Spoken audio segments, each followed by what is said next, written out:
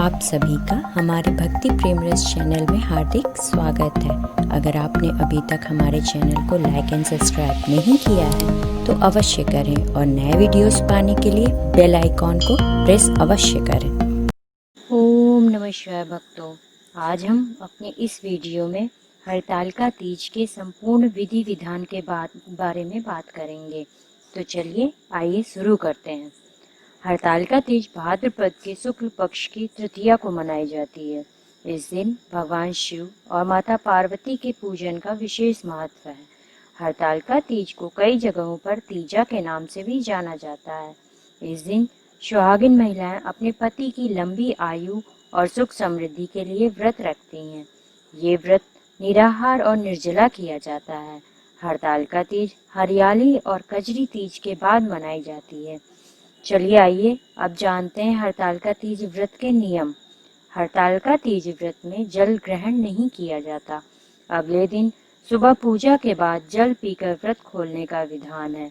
हरतालिका तीज व्रत एक बार शुरू करने पर फिर इसे छोड़ा नहीं जाता। यदि व्रती महिला गंभीर रोगी हालात में हो तो उसके बदले में दूसरी महिला या उसका पति भी इस व्रत को रख सकता है। इस व्रत की पात्र कुमारी कन्याएं या सुहागिन महिलाएं दोनों ही हैं। हर साल इस व्रत को पूरे विधि विधान से करना चाहिए। हरतालिका तीज व्रत के दिन रात्रि जागरण करना चाहिए। रात भर जागकर भजन कीर्तन करना चाहिए। ये तो हुए उनके नियम। चलिए आइए अब जानते हैं हरतालिका तीज के महत्व के बारे में।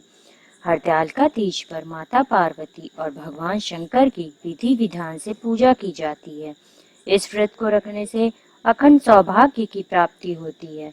कुंवारी कन्याएं भी अच्छे वर की कामना के लिए व्रत रखती हैं। हरतालिका तीज व्रत भगवान शिव और माता पार्वती के पुनर्मिलन के उपलक्ष्य में मनाया जाता है। माता पार्वती ने शंकर भगवान को पति के रूप में पाने के लिए कठोर तप किया था। माता पार्वती के इस तप को देखकर भगवान शिव ने उन्हें दर्शन दिए और पार्वती जी की अपनी पत्नी के रूप में स्वीकार किया। तभी से अच्छे पति की कामना और पति की लंबी आयु के लिए हरतालिका तीज का व्रत रखा जाता है। चलिए अब जानते हैं कि हरतालिका तीजन के लिए कौन कौन सी पूजन सामग्री लेनी चाहिए। सर्वप्रथम गीली काली मिट्टी या बालू रेत होना चाहिए। दूसरा बेलपत्र। तीसरा समी पत्र।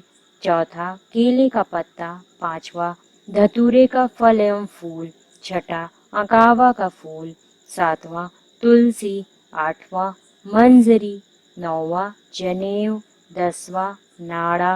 11वां वस्त्र। 12वां सभी प्रकार के फल एवं फूल पत्ते। 13 श्रीफल अर्थात नारियल। 14 कलश। 15 अबीर। 16 चंदन। 15 अबीर। 16 चंदन। 17 घी तेल। 18 कपूर। 19 कुमकुम। 20 दीपक। 21 फुलहारा या प्राकृतिक फूलों से सजा हुआ चीज होता है। चलिए अब जानते हैं कि माता पार्वती की सुहाग की सामग्री में क्या क्या होना चाहिए। मेहंदी, चूड़ी, बिछिया, काजल, बिंदी, कुमकुम, सिंदूर, कंघी, मोहर, बाजार में उपलब्ध सुहाग पुड़ा आदि। और इन व्रत में पंचामृत का भी विधान है। तो पंचामृत के लिए घी, दही, शक्कर, दूध, शहद इन सब का होना बहुत आवश्यक है। चलिए आइए अब जानते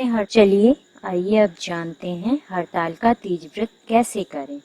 सर्वप्रथम उमा महेश्वर सायुज्य सिद्धये हरितालिका व्रतमहं करिष्ये। इस मंत्र का संकल्प करके मकान को मंडल आदि से सुशोभित कर पूजा सामग्री एकत्रित करें। हरतालिका पूजन प्रदोष काल में किया जाता है। प्रदोष काल अर्थात दिन रात के मिलने का समय। संध्या के समय स्नान करके शुद्ध व उज्ज्वल वस्त्र धारण करें।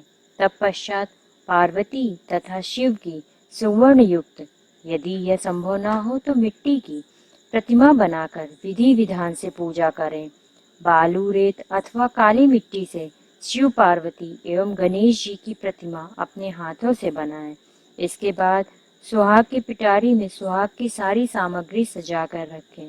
फिर इन वस्तुओं को पार्वती जी को अर्पित करें।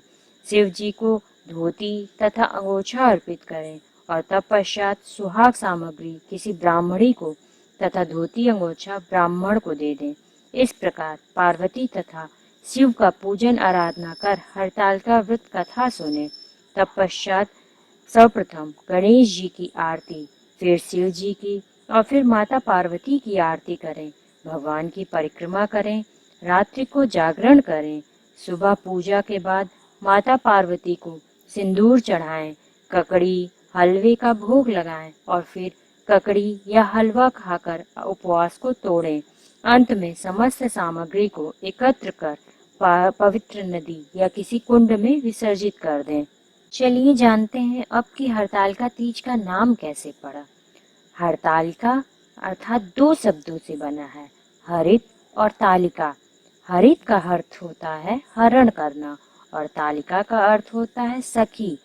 यह पर्व भाद्रपद की शुक्ल तृतीया को मनाया जाता है, जिस कारण इसे तीज कहते हैं। इस व्रत को हरतालिका इसलिए कहा जाता है क्योंकि पार्वती की सखी अर्थात उनकी जो मित्र थी, उन्हें पिता के घर से हरण करके जंगल ले गई थी। चलिए अब जानते हैं हरतालिका तीज व्रत कथा के बारे में। लिंग पुराण की एक कथा के अनुसार माँ पार्वती ने अपने पूर्व जन्म में भगवान शंकर को पति रूप में प्राप्त करने के लिए हिमालय पर गंगा के तट पर अपनी बाल्यावस्था में अधोमुखी होकर घोर तप किया। इस दौरान उन्होंने अन्न का सेवन नहीं किया। कई वर्षों तक उन्होंने केवल हवा पीकर ही व्यतीत किया। माँ पार्वती की यह स्थिति देखकर उनके पिता अत्यंत दुखी थे। इसी दौरान एक दिन महर्षि नारद भगवान विष्णु की ओर से पार्वती जी के विवाह का प्रस्ताव लेकर माँ पार्वती के पिता के पास पहुँचे, जिसे उन्होंने सहर्ष स्वीकार कर लिया। पिता ने जब माँ पार्वती को उनके विवाह की बात बताई तो वह बहुत दुखी हो गई और जोर जोर से विलाप करने लगी। फिर एक सखी के पूछने पर माता ने उसे बताया कि वह यह कठोर व्रत भगवान शिव को पति रूप में प्राप्त करने के लिए कर रही हैं, जबकि उनके पिता उनका विवाह विष्णु से कराना चाहते हैं। तब सहेली की सलाह पर माता पार्वती घने वन में चली गई और वहां एक गुफा में जाकर भगवान शिव की आराधना में लीन हो गई। भाद्रपद तृतीया शुक्ल के दिन हस्त नक्षत्र को माता पार्वती ने रेत से शिवलिंग का निर्माण किया और भोलेनाथ की स्तुति में लीन होकर रात्रि जागरण किया। तब माता के इस कठोर तपस्या से प्रसन्न होकर भगवान शिव ने उन्हें दर्शन दिए और इच्छा अनुसार उनको अपनी पत्नी के रूप में स्वीकार किया। मान्यता है कि इस दिन जो महिलाएं विधि विधान पूर्वक और पूर्ण निष्ठा से इस व्रत को करती हैं, वह अपने मन के अनुरूप पति को प्राप्त करती हैं। साथ ही यह पर्व दाम्पत्य जीवन में खुशी बरकरार रखने के उद्देश्य से भी मनाया जाता है। उत्तर भारत के कई राज्यों में इस दिन मेहंदी लगाने और झूला झूलने की भी प्रथा है।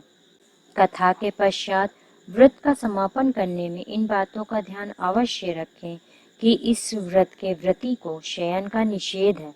इसके लिए उसे रात्रि में भजन कीर्तन के साथ रात्रि जागरण करना पड़ता है।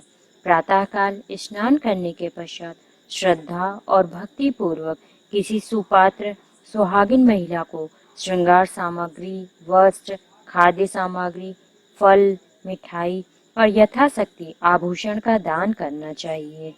अगर आपको हमारा यह वीडियो ज्ञानवर्धक लगा हो तो इसे लाइक एंड सब्सक्राइब अवश्य करें और तब तक के लिए हम आपको मिलते हैं अपने नेक्स्ट वीडियो में।